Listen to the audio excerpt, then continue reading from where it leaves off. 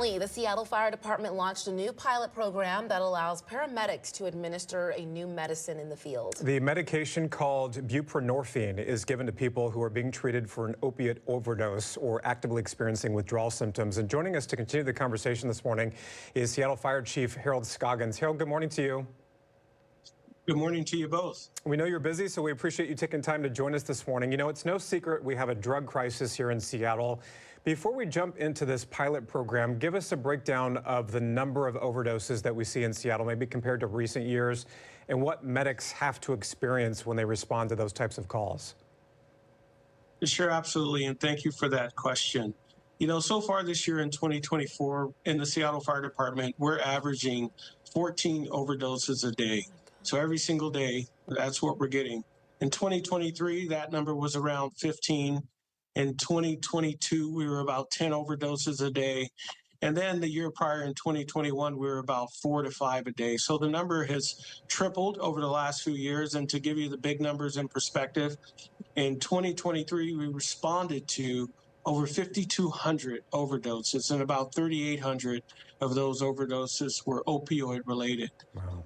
And what are our folks feeling? You know, we're blessed here in Seattle. We have an amazing team. Our firefighters, paramedics, and our professional staff, they do an outstanding job in service to this community.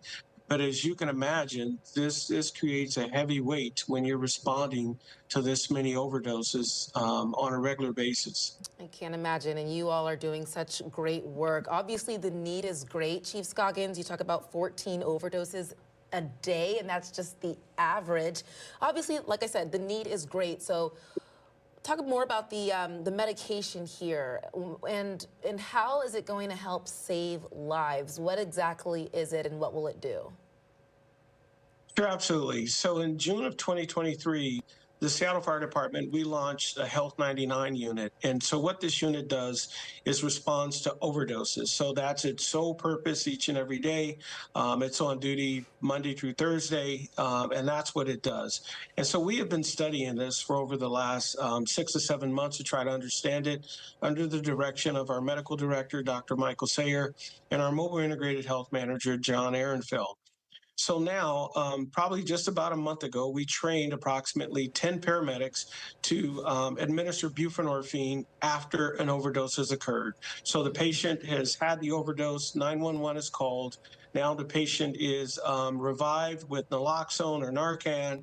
And this is when our Health 99 team goes to work with our paramedics who are trained to deploy buprenorphine. And the key of buprenorphine is it gives a person a chance to make an informed decision. Once a person has an overdose and they're revived, well, you know, there's a fear of going into withdrawals. There's that feeling of I got to get my next drug use. I got to get that on board so I don't go into those withdrawals. And buprenorphine kind of stops that for 24 to 48 hours. It stops the feelings of withdrawals, and then it also doesn't allow a person to overdose again while they're on buprenorphine. So it gives our team a chance to really connect with the person, help get them into treatment, and really hopefully make an informed decision to start a new path. So that's what we're trying to accomplish here with distributing buprenorphine. Chief, how do you even have those conversations around treatment and recovery and social services and that sort of thing in such a short amount of time? And you know, how has that person then become successful with that, with trying to, you know, get away from that addiction?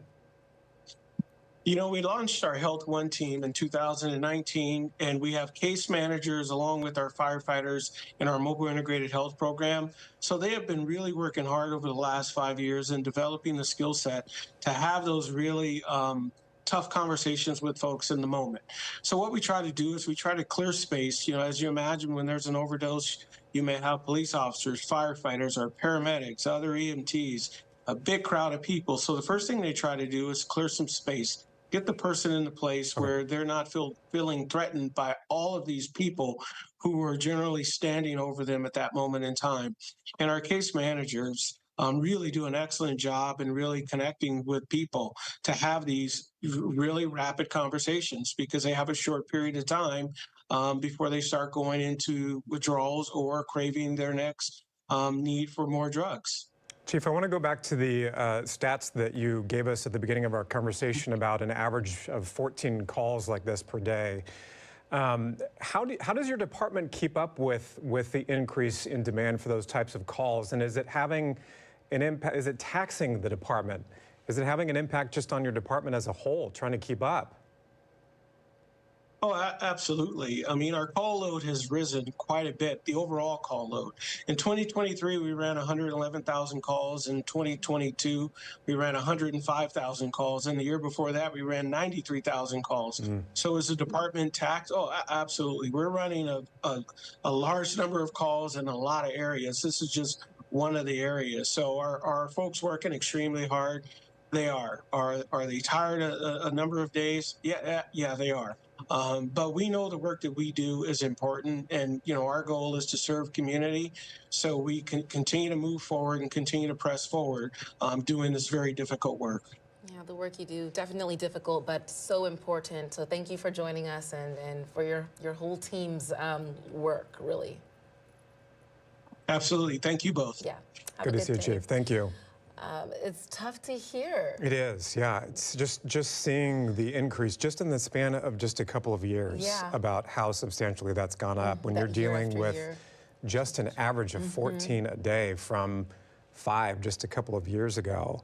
And that's happening every single day when they're also dealing with an increase, in calls for service for other things. And that's not even including the big, scenes that we see, like fires that might break out and big responses, that sort of thing. And that's what you'd think, fire crews, they're chasing fires, but they've got all of this to worry about. And this is just Seattle data we're talking. Like I said, it's hard to hear. It's the best way I can describe it right now, but it does sound like they've got a great team, especially those outreach professionals. They got to be really good at their jobs to help people in such a short amount of time. I'm glad you asked that question. And then making sure those people have the resources they need and are willing to hopefully make a positive life change. But this is definitely a step in the right direction. This new medication, along with the naloxone and everything else that we've already been administering. I think it just sort of highlights the crux that drugs really do have on our community. And it's scary to think about how powerful that is.